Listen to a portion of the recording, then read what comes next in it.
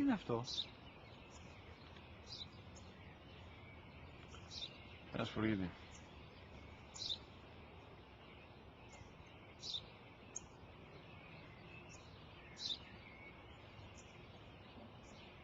Τι είναι αυτό? Μόλις τώρα στο πατέρα, σφουργίτη είναι.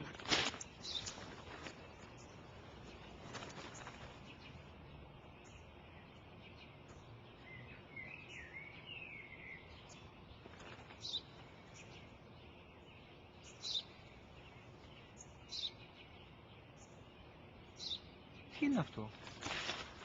Ένα σπουργίτη είναι, πατέρα. Ένα σπουργίτη. Σπου-γι-τι!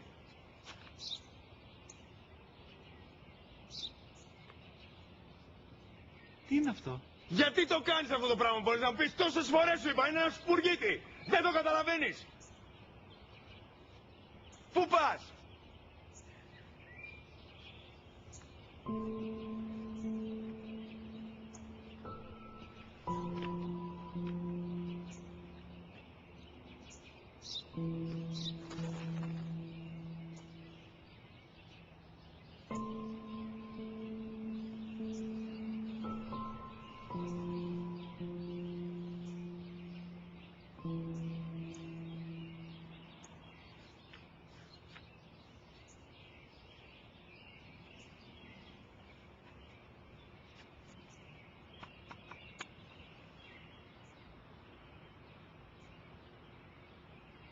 Δυνατά.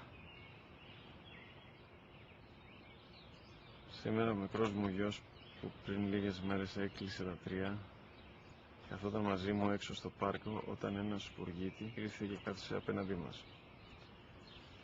Ο γιος μου με ρώτησε 21 φορές τι ήταν αυτό και του απάντησε και τις 21 φορές ότι ήταν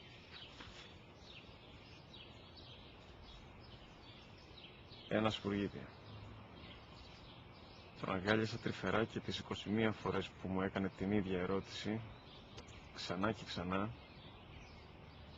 χωρίς να εκνευριστώ, νιώθοντας στοργή για το αθώο μου αγοράκι.